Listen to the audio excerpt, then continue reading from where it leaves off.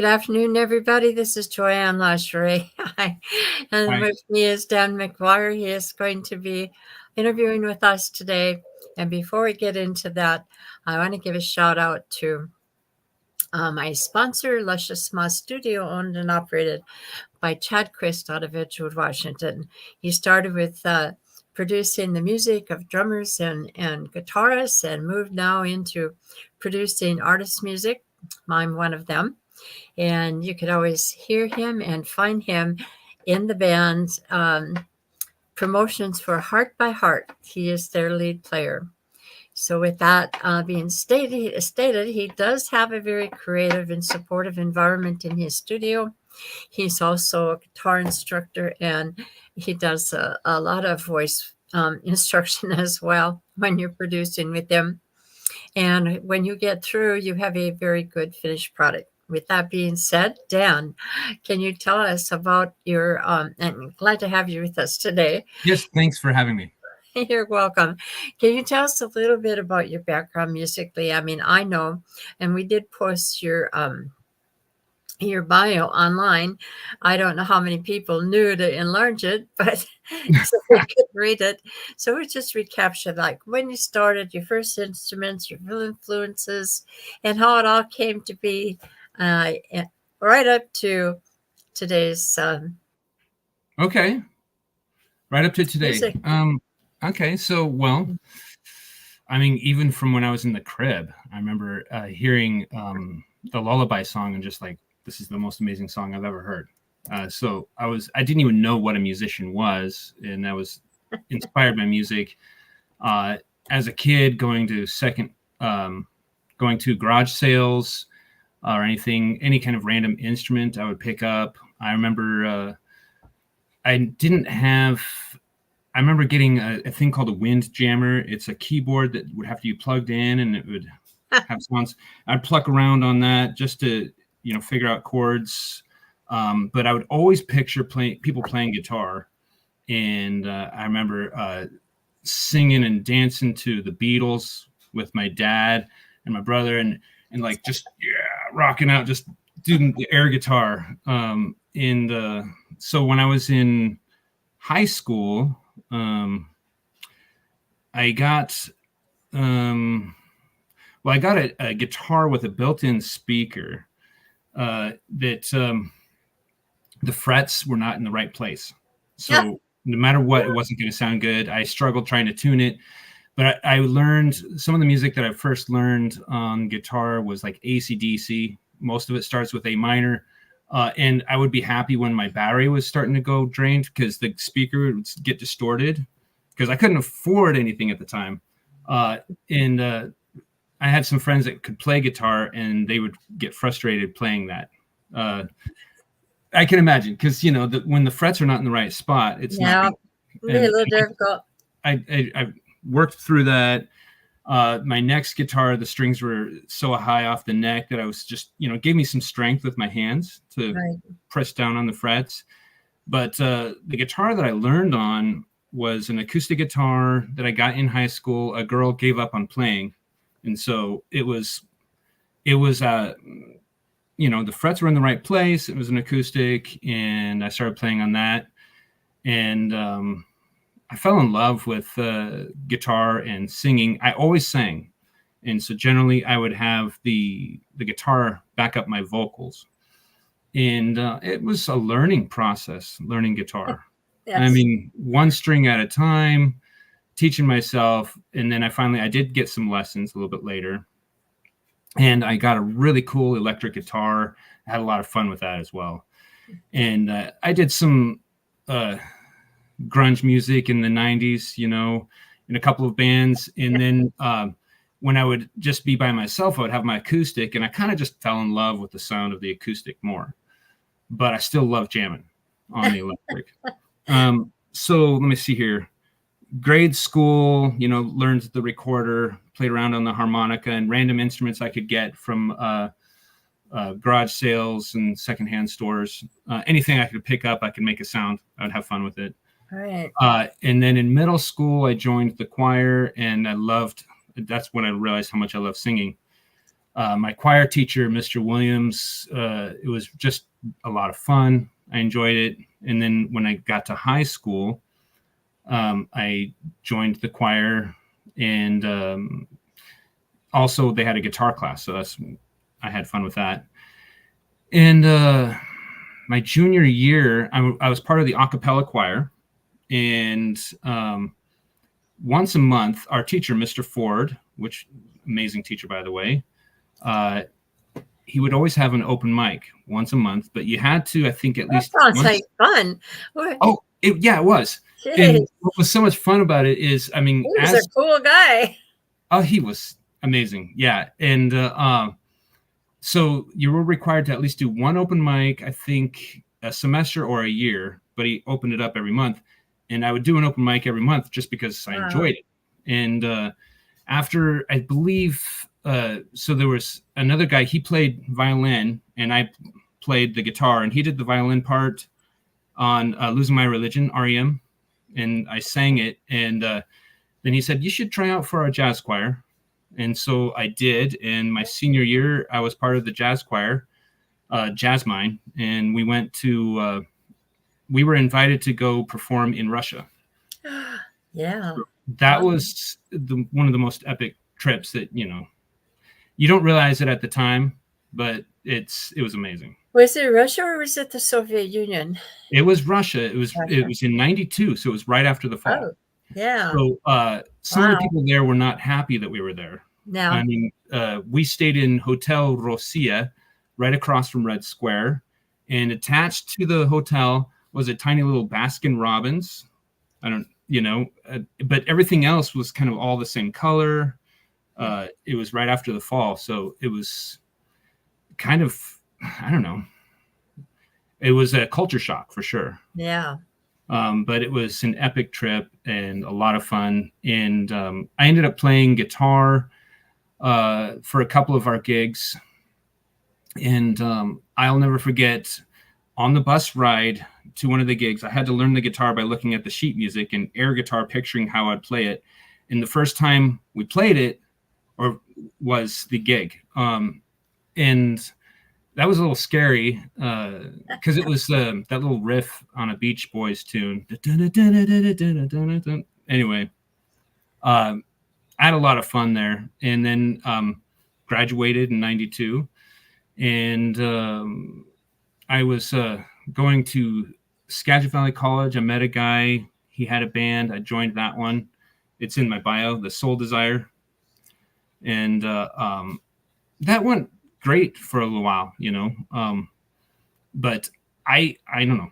I had a good time with that, and I ended up going to other bands. Generally, I'm not good at pushing myself, forcing myself, pushing it forward. So if they say, hey, we need a backup vocalist, I'd be like, okay. And then when they hear me, sometimes I'd be like, well, why don't you do lead or something like that? Because one of the bands I was in, I did the backup vocals, the Adopted Dogs, and that was a fun grunge band. And then we reformed, and we got a different drummer. The lead vocalist became the drummer. The bass player became the rhythm guitarist. I became the lead vocals, and we got a bass player, Aaron Gibson, an old friend of mine that I've lost contact with. Anyway, very talented. And that was the band Pistis. And that was a lot of fun. And that I was in that band when we went and performed for my wife's youth group. She was a youth leader, and that's when I proposed. That was Cool. Yeah, that was a lot of fun. Yeah. And so go ahead.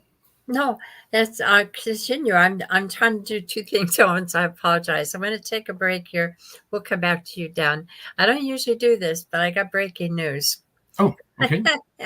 Just like you see on TV, breaking news. All right. And I learned that those clips that you see on TV of interviews like at the national level for NSNBC and Fox News and all the rest are actually done very similar to this. And then they clip those and put them into their type of a picture on the news. However, Mhm. they show that each one's different. But the breaking news is this. I have a friend that interviewed me and is also interviewed here. Her name Mhm. is Chrissy Alexander. She's moving to Nashville, and Oh, before she she's requested a more or less private, but she's opening it to the public now interview. okay. So she is coming on at 3:30 today. She will be here from 3:30 to 4:30. So you can tune in to hear Chrissy's update on her band and everything that she's been doing since her last interview. I don't usually do this first time, but for That's Chrissy, fun. I did it for you. Uh-huh. Okay, so let's go back to you got married. That was Yes, I'm a married. big event. And another thing, since I mentioned youth group, I mean, another part that played a big role was being involved in churches for so long. Yeah. I don't know why I didn't mention it. Uh, it was around 91, 92 that I started getting involved and helping out with the worship at the Assembly of God in Arlington. And then when I graduated, I became like the worship leader for a while. And what was kind of cool was some friends of mine, my friend Don Wheeler, he brought me to this cool Bible study, it was so fun. It was in a bus. They lived in a school bus out in the woods in the top. They built the top part, Yeah, I've seen totally hippie. It was so much fun. And his friend said that they're going to be going to this place called Crew, which is like a college group in Seattle, and I was invited. And so I went down there, and they had some really cool worship that I'd never heard before, a style. I loved it. And during their announcements, they said, so after the service, we're going to go feed and give blankets to the homeless. Just like, I'm like, wow, these are my people. That's the that. kind of people I want to be around. Yeah. And so I continued going to the college group in Seattle, and that's where I met my wife. And and I continued staying involved in churches and leading worship.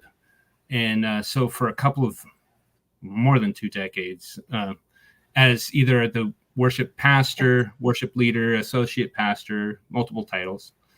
And yeah, and it was just a couple So of are years. you a minister then?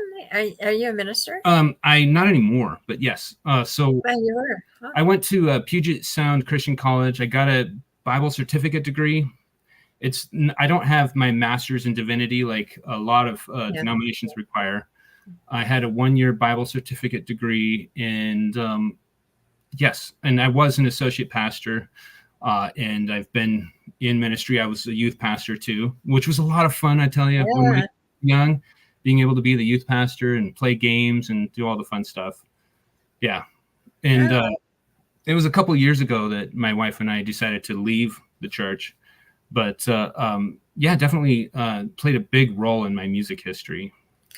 I have to tell you a story. I mean, this is your interview, but every now and then I have to say Yeah. something. I was homeless for a while when I first got here. I just got Okay. finished with my PhD studies and came here to be with my mom, who is suffering from Alzheimer's disease. And my husband left for Alaska. He was stationed there. So I stayed down here while my mom was in that condition. And it was really hard because I couldn't seem to find work and all kinds of things happened. So anyway, I was sleeping in my car in one of the primitive areas on Fort Lewis. Of course, I had military ID, so I could do so.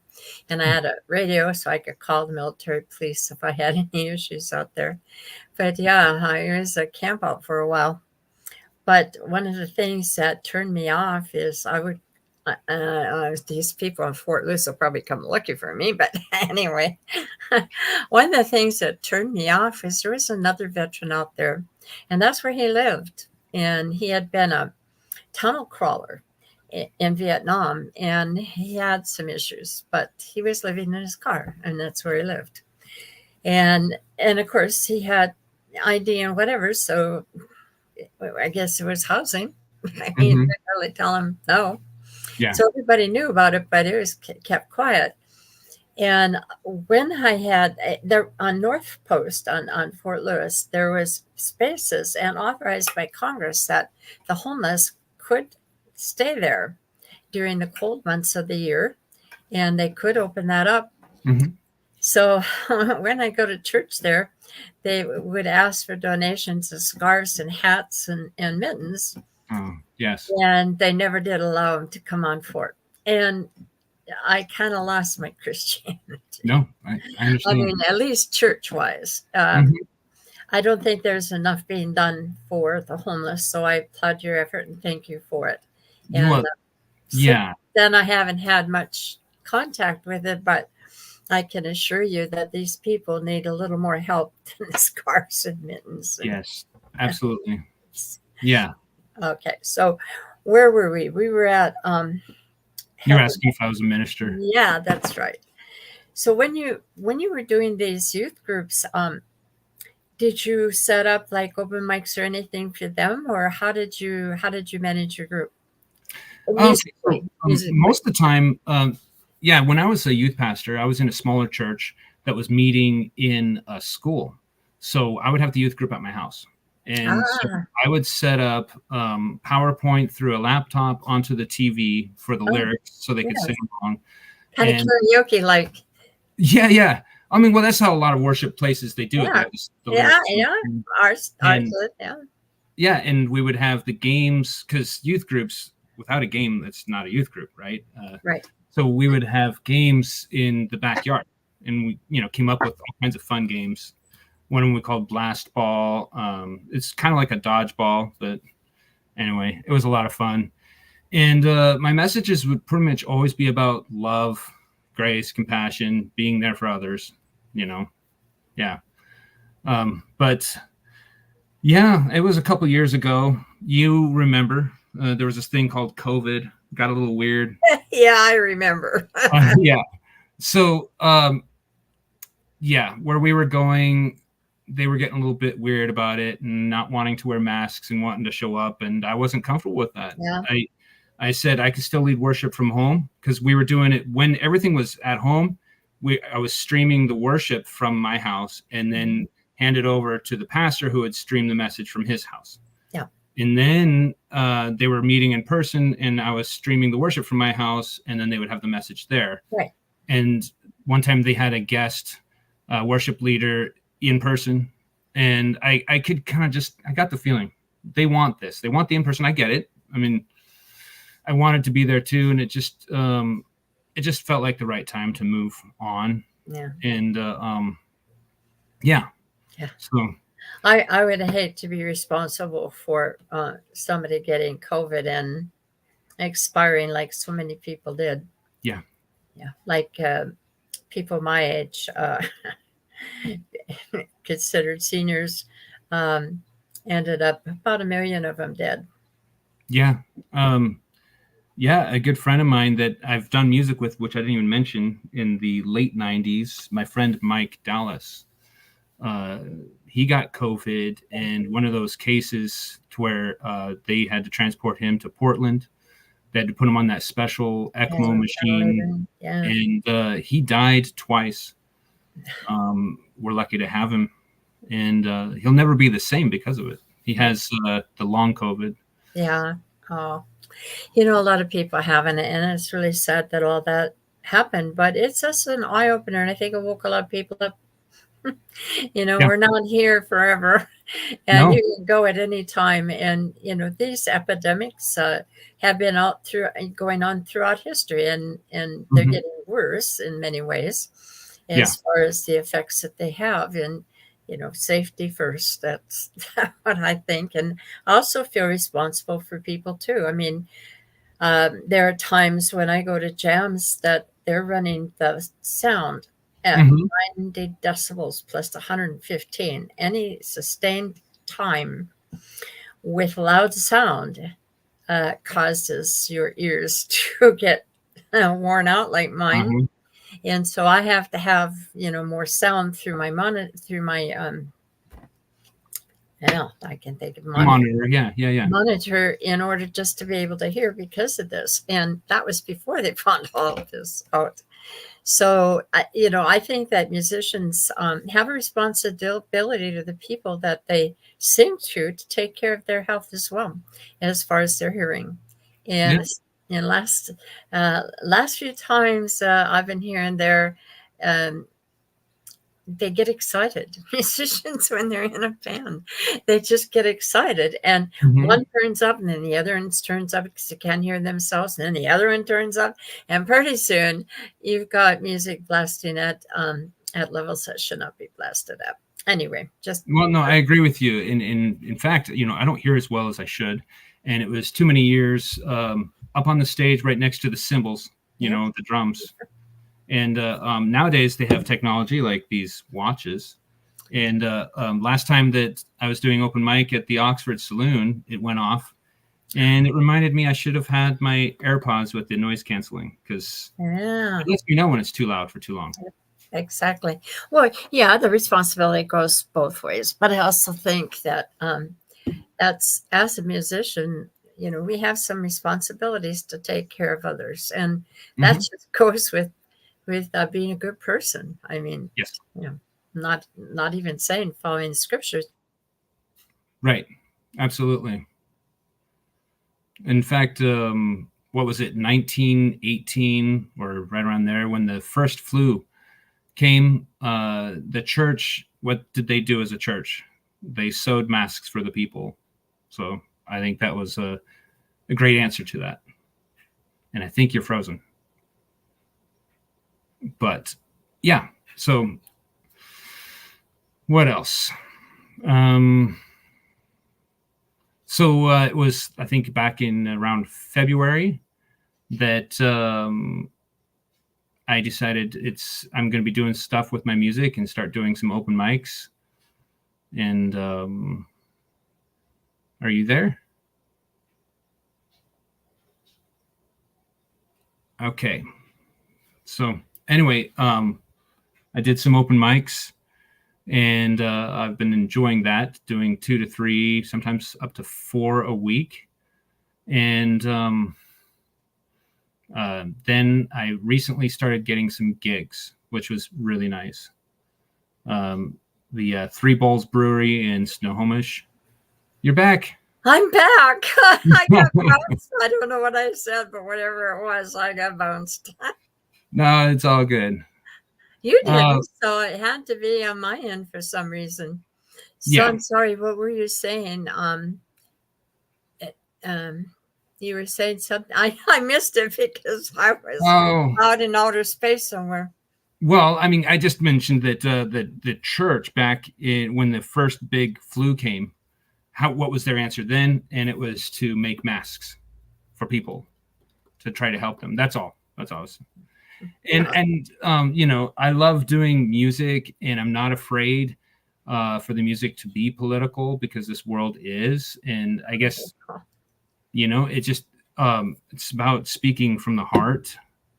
And so I usually choose music that I like, that touches me, and that way it attracts people that like the same kind of music. That's kind of my goal. Right. Exactly. Well, I've heard your music and I love it. And on a good sound system, you're singing and playing is spectacular to me, to my opinion. But I wanted to say something, and it just skipped my mind after they dumped me. Like whatever I had on my mind is gone. Oh no. But I know, it was that I had posted something political on my Facebook page, and I encourage people to have their say, red, white, or blue. It doesn't matter to me who you were. Mm-hmm. And nobody abused it. Not one person abused it. I mean, there was one. I'll take it. I'll take it back. Not 2 people. One person did abuse and he got bumped. But other than that, I mean, he was a little out of line, and not because of what he was saying politically, but the way he presented it Mm-hmm. was not something I would tolerate. And there was like close to 80 to 100 people voicing their opinion. Mm-hmm. And I basically put it on there so that everybody could and explain to them that you may not agree with that person, but they have a right to their opinion. I'm sorry. And no matter how much I dislike that opinion, think it was uninformed, they still had a right to their say, and they did not abuse privilege. I was shocked.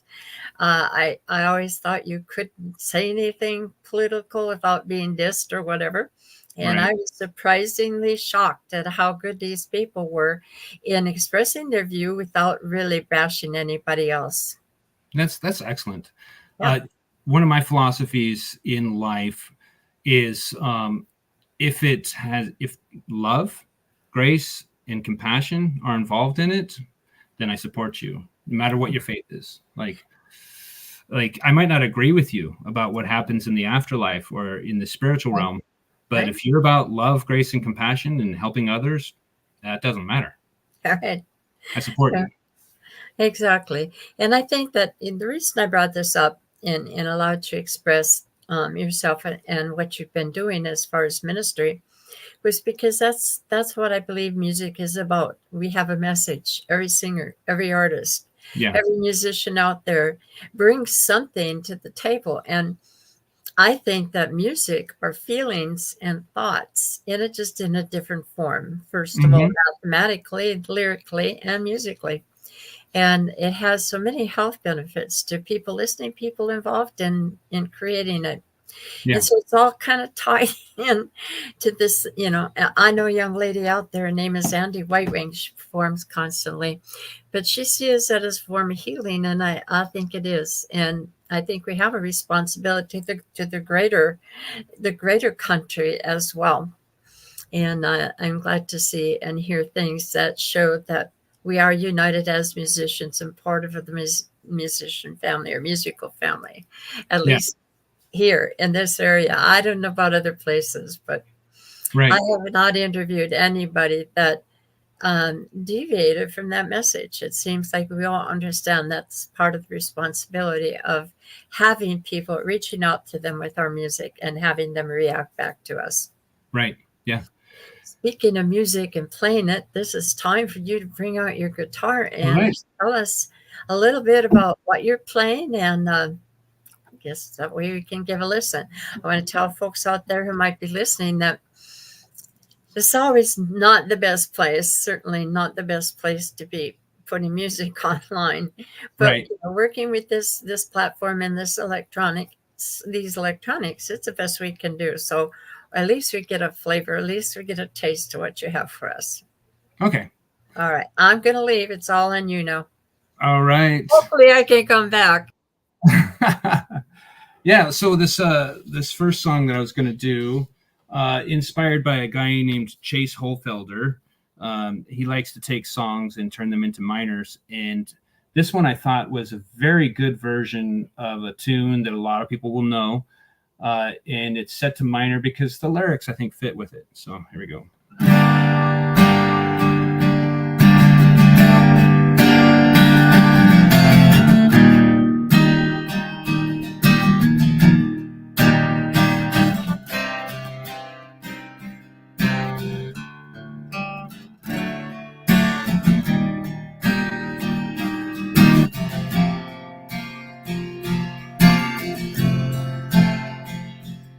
I want you to want me. I need you to need me. I love you to love me. I'm begging you to beg me. I want you to want me. I need you to need me. I love you to love me. I'll shine up my old brown shoes, put on a brand new shirt. I'll get home early from work if you say that you love me. Didn't I see you crying? Oh, didn't I see you crying? Feeling all along the friends, you feel like dying. Oh, didn't I see you crying?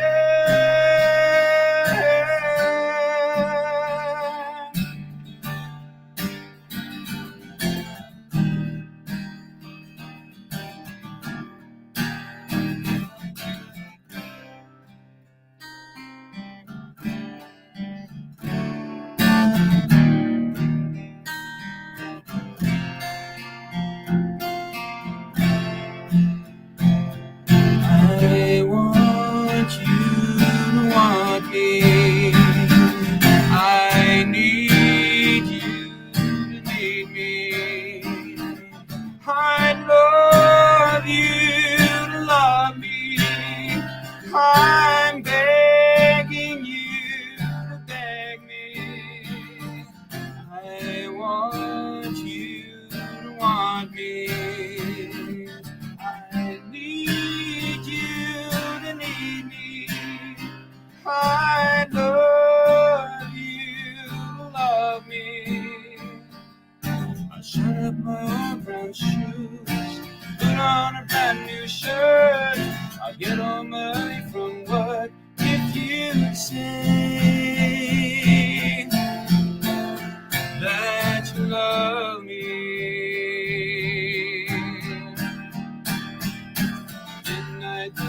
Didn't I see you crying? Oh, didn't I see you crying?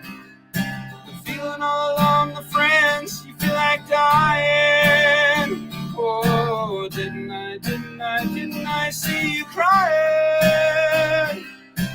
Didn't I see you crying? Oh, didn't I see you crying?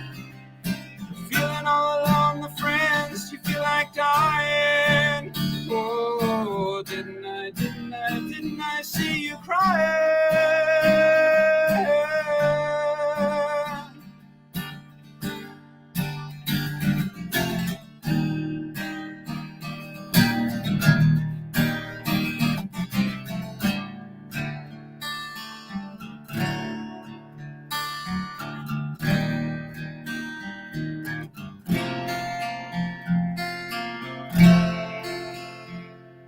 Shut up my old brown shoes, put on a brand new shirt. I'll get home early from work if you'd say. I'll shut up my old brown shoes, put on a brand new shirt. I'll get home early from work if you'd say. I'll shut up the old brown shoes, put on a brand new shirt. I'll get home early from work if you say that you love me. Well, thank you. I love that. I'd hope we could get 3, but I think we're going to be only able to get 2, but let's see what happens, okay? Okay. All right. I'm All going right. to Well, announce the next one. The second one, what would you prefer? If there's only 2, I've got a question for you before you go away completely. Do you want to hear an original, or do you want to hear? Okay. Do you want to hear an original, or do you want to hear my version of Johnny Cash's cover of "Hurt"? Oh. I mean, I could, because both of them are in the same key, so I can go from one to the next. Yeah, do that. Okay. All right. So the first one is called "Confusion," which I wrote in the early 90s. I'm not sure what you're going to do with your life, kind of thing. So.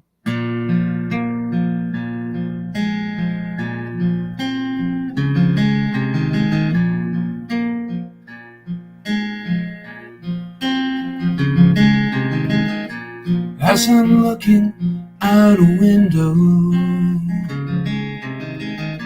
wondering what I'll see, staring into the future, and it's staring back at me. Who am I? Why am I here? I walk through the valley with lots of fear. What is my purpose and why can't I see? Something is running, it's running after me. I wanna know just where I'll go. I wanna see just where I'll be. Am I good or bad? I do not know. Am I a friend or am I a foe? Do I belong to Satan or does God forgive? The crimes I committed and the sins I did. Have a soul, my soul, a simple yes or no. Heaven or hell, I do not know. I am empty, empty as a shell. Let the truth be known, I never can tell. I wanna know just where I'll go. I wanna see just where I'll be.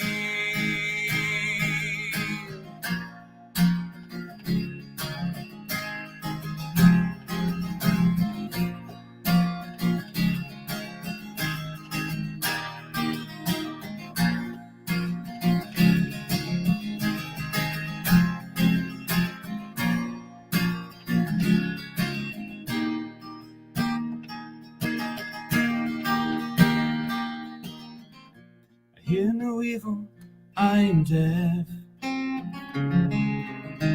Can I see what's right when I leave what's left? I see no evil, I am blind. Whose hands are these? Are they kind? I speak no evil, I have no voice. I am forgiven, I will rejoice. Who am I and why am I here? I walk through the valley without any fear.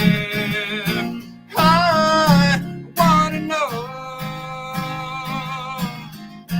just where I'll go. I wanna see just where I'll be. I wanna know just where I'll go. I wanna be all that I can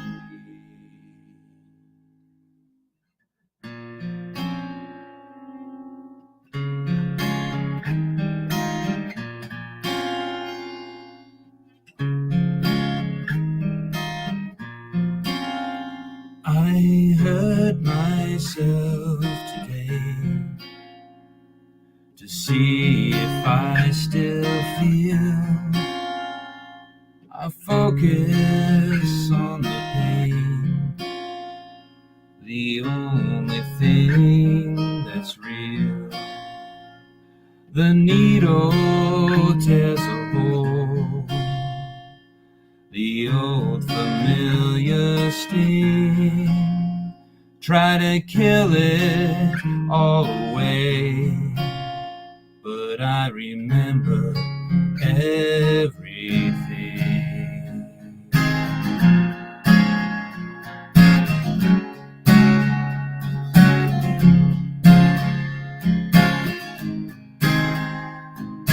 What have I become? My sweet sweetest friend. Everyone I know goes away in the end. You could have it all, my empire of dirt. I will let you down. I will make you hurt.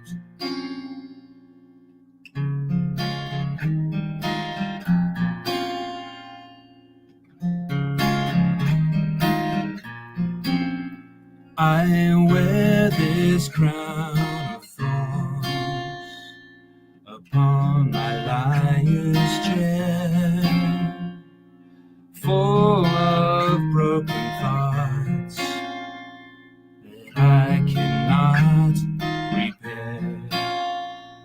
Beneath the stains of time, the feelings disappear. You are someone else, but I am still right here.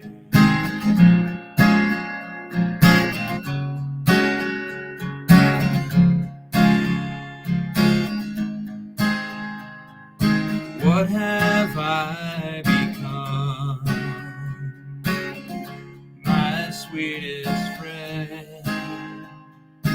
Everyone I know goes away in the end. You could have it all, my empire of dirt. I will let you down. I will make you hurt. If I could start again, a million miles away, I would keep myself. I would find a way.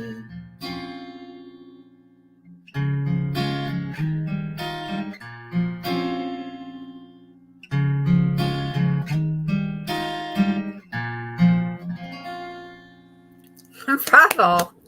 Two beautiful songs. And you did get a comment from MPHO, not so faux, maybe fa. Frank. Frank. It was Yes. and a nice one. yeah. Share and like. Thank you. Apparently she shared and liked, yes. So bravo. I loved it. Thank you. So that should give everybody a pretty good idea of how you sing and what Yes. you sing. Yeah. Oh, yeah. I didn't even get into that. My style and all that stuff. But, Yeah.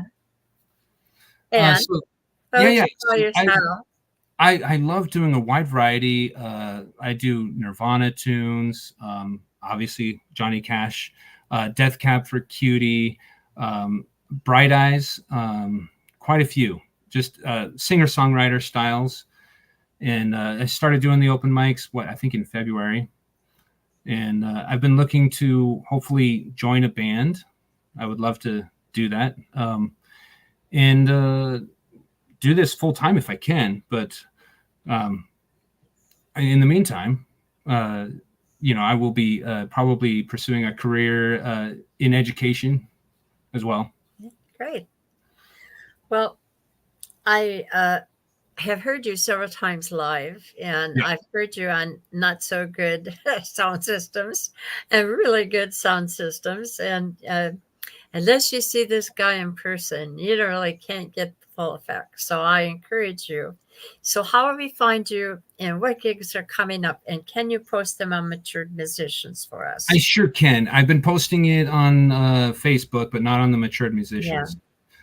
So I only have one right now coming up, and it's August 30th, 7 to 9 p.m. at Three Bowls Brewery. Yeah, I know the place. I've been there. Yeah, they also have been doing open mics on Thursdays there. There's lots of good open mics around in the area. Yes, there is. And I'm looking to get other little 2-hour gigs like that. I guess they're not little. 2 hours is a long time. 2 hours is a bit of time. It is. And it's been a fun journey because I don't know, a few years ago, I hurt my shoulder while working. And so I was off with L&I, and I went back to Skagit Valley College and got my associates in music. Cool. Yeah, something I did. Yes. So, Bravo. yeah, it's been good. Bravo. Yeah, and it's a never-ending process. Music is never-ending process. You can never learn it all. Right. And in whatever level you get to, it's a level that you are working towards. Mm-hmm. And most of the time with persistence and dedication, you can get there. That being said, I'm still struggling. I don't, I don't, I don't take to this guitar playing easily. For me, it's a struggle all the way there, kicking and screaming, but I do it and I keep doing it. And Chad Christ is also my guitar instructor. So we have Sorry, go ahead. No, go. Yeah. You would ask me how to contact me, and I never told you. Sorry. Yeah. That's kind of like where I need to step up. So I don't have a website yet. So the best way is via text or via email. My email address, dan.musicman@comcast.net. That was not taken. It was kind of fun. So that's been kind of my motto for a long time. And then should I give my phone number on here? Is that safe? Or that I would ask you to reconsider and make sure that that's what you want out there. Okay.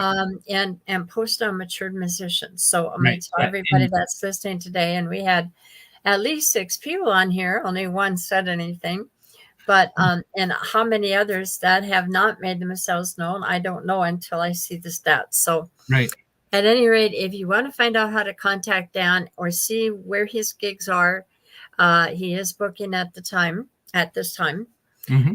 And he will be updating that, I'm sure. And you can post any information that you want there, Dan. So any way that you want them to contact you without a website, you can do that.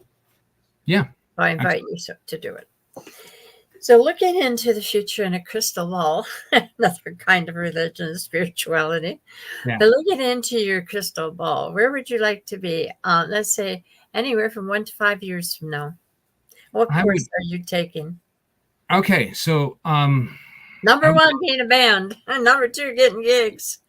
Yeah, no, really. To where I'm, 5 days a week, 6 days. Doing gigs, out there performing, larger and larger crowds. I mean, I would love to be in a band that wants to tour, that is up for getting in the studio, writing stuff. So here's the thing. I can put together the verse, the chorus, the music part. I struggle with the lyrics. I've always struggled with the lyrics. The songs that I've written were poems that friends gave me, and I turned into a song. Cool. So, and so I would just love to be part of a collaboration, because kind of as iron sharpens iron, or like when you go to a gym and you have a personal trainer, being in a band, there's more asked of you. You have to make sure you know your part when you show up, and you have to be ready to play. And I am, and I want that extra behind me, pushing me. Because I push myself, but I can never push myself as much as knowing that other people are relying on me, which is just a little bit better of a push. Right. Exactly. Absolutely. It is. It's a challenge. Yeah. So I see that in your future. I hope all your dreams come true, but I know it takes a lot of sweat and hard work to get there. And it's, sometimes opportunities come that you never expected when you least expect it. So just keep on, keeping on. And another thing I ask is, what was the best time you ever had that, best gig that you ever had, or whatever situation, event it was, that made you realize that you are on the right track with your music, and that your aha moment, this is what I want to do, or many moments. I some people have many. And the worst one, we'll deal with the good first and the bad later. Oh, wow. Okay. Okay, one of my best was fairly recent. It was when I first started doing open mics, and there was a couple of different songs. I don't remember which one, but I think it was the song Shade by Silverchair, and I performed it. And well, I did that one as well as the song For You in the set by Stained. And someone came up to me afterwards and asked if they could have a hug, and the songs really touched them. And that's why I do it. You know, I want these songs to touch people. You know, even if they're not sure how it's touching them, they're like, wow, you know, make them think, contemplative, you know. Yes. That was an amazing moment, because that just reminded me that even though I'm not involved in the church leading worship, which obviously leading worship, you're drawing people closer to God. Right. And so the purpose is obvious. When you're doing gigs, it's not as obvious. But for me, I'm trying to take people on a journey of thinking, a journey of contemplating, a journey of wanting to know what they should do with their lives, maybe, you know, or are they on the right track? And that's okay to always ask yourself that. Right. Yeah. And so I'm trying to think, one of the worst for me. I think it was another open mic, kind of like an open mic. And I had decided, because, you know, I sometimes play my regular 6-string, and then other times I play my baritone. Some songs I normally do on my 6-string, I decided to play my baritone, but I hadn't practiced it. That's not a good idea. Yeah. Because I was in the middle of a song and I realized that I was lost. Oh. And I know, as performing for years, you don't let it show. See, I was trying to just push through, but I wasn't sure the next thing I was supposed to do. And I finally had to stop, which is the worst for me. You know, when I've seen other people do it, it's like, no, don't ever stop. Just push through. Most people won't notice it. Only other musicians will realize you probably made a mistake there. But yeah, that was not fun. You know what? I think all of us have that one time it happens or more. And I've been there too. And I'm like, if the beat was wrong, I was at that jam band and the beat was wrong. And I tried to keep going, but that beat was so bad, I just couldn't follow it. And I had to stop it. I had to stop it and start it again. And, you know, that's, they say it's unprofessional, but I think there are times when it's absolutely necessary. Well, you know, that reminds me, there was another time when I was playing with kind of a fuller band, but we hadn't practiced a song, but I was setting the rhythm early on. And then when the drummer came in, he had a whole different idea. So I just had to stop playing because there was another guitarist, another bass, and the drums, and they were kind of getting in sync, even though that wasn't the rhythm. Right. And I just sang over it and kind of tried to stay with the rhythm they were doing. That was not fun. No, that one I don't know if, yeah, I don't know if the crowd realized that one. So yeah, I've had times when and you know, these are jam bands, so but everybody was playing something different, and I'm like, where am I here? Yeah, it just happens. And you know, once you have a band and you're practicing and you're out there, that's different. But when you're jamming with jam bands, it can get ugly real quick.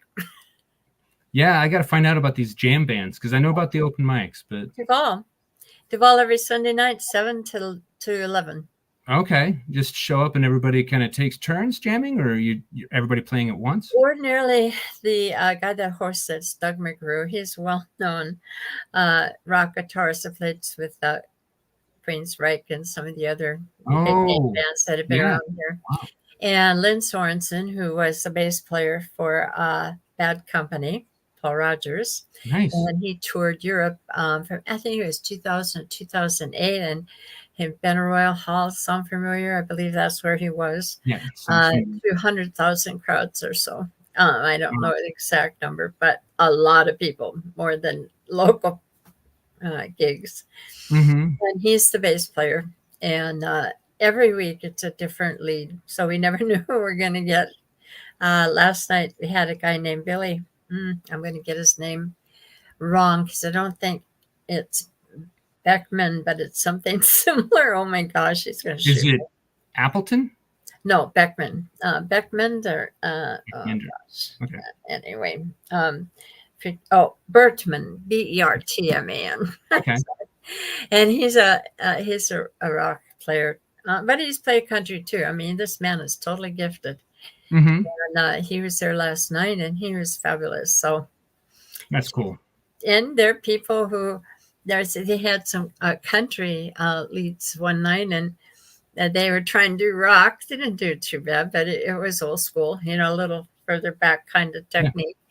And it's a very exciting time last night. It was like very exhausting, but had a lot of rock and roll going on. That's awesome. Yeah, I'll have to so check it out for sure. what advice? Just starting out, so you probably don't have a whole lot of advice as far as what's happening today, but you've been exposed and in the music world for some time, even though it Mhm. was under a different form or Yeah. format. So, what advice would you give people listening who may be starting out in your position right now, um, or maybe a little further advanced, or maybe not even as advanced? What would Mhm. you how would you tell them what your thoughts on the whole process of getting to um, solo jams and band jams and music in general out in the Okay. world today? Well, I would first and foremost, I would say, don't give up. Um, Yes. um, when I first started singing when I was young, my friend said that I sounded like an old man, and my guitar playing was horrible. And trying to figure out how to even strum the guitar while singing was a struggle at the beginning. I figured it out. It takes time sometimes, and so definitely, first of all, don't give up. Second, like any good teacher would say, practice, practice, practice.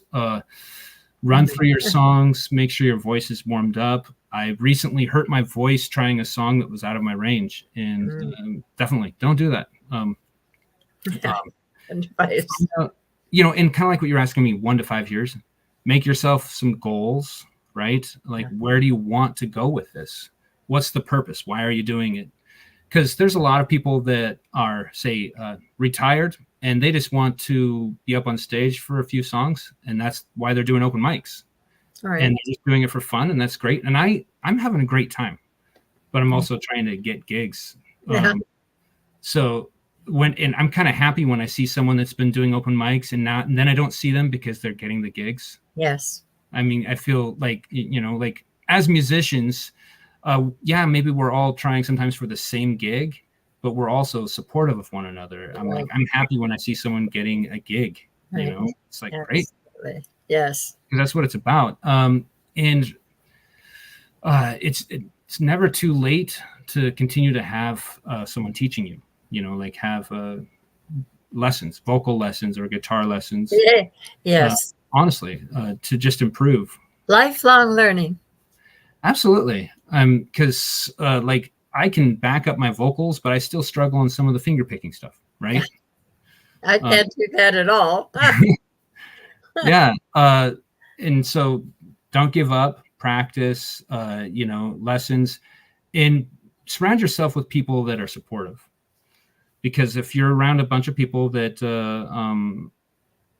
just think, you're wasting your time, then that might not be the person to be around. I'm going to tell you a story about that. Okay. Oh my gosh. I'm not going to mention names, but there was this established band. It was a country band, and they played traditional country.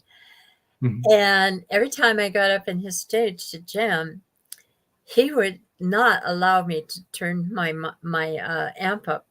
I had to play without hearing myself. Oh, jeez. Yeah.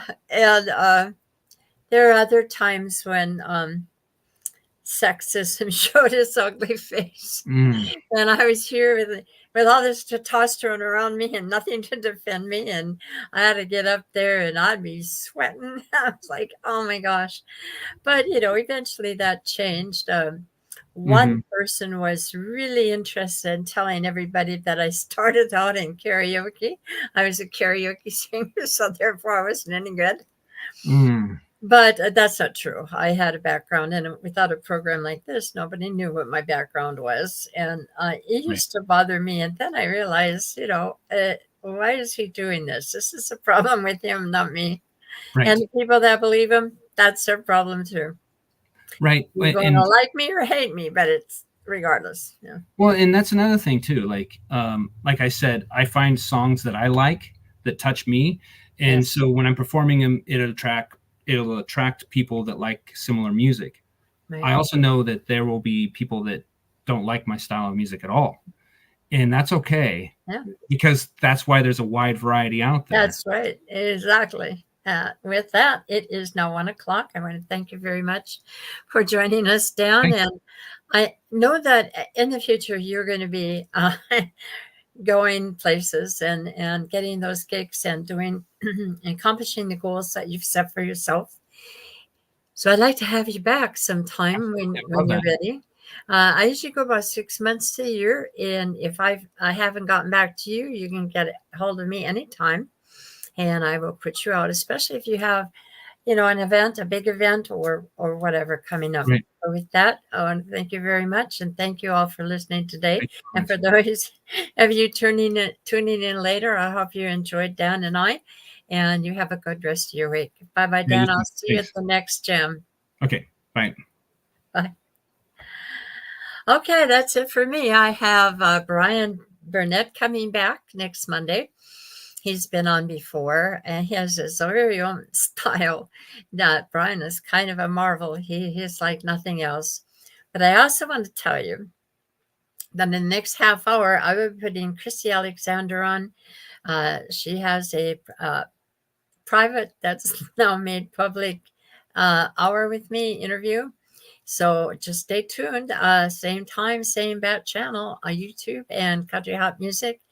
Do join us. In the meantime, bye and enjoy the rest of your day. Thank you for listening. It's Joy Lingerie saying goodbye. Let's see how this goes. Okay, here we go.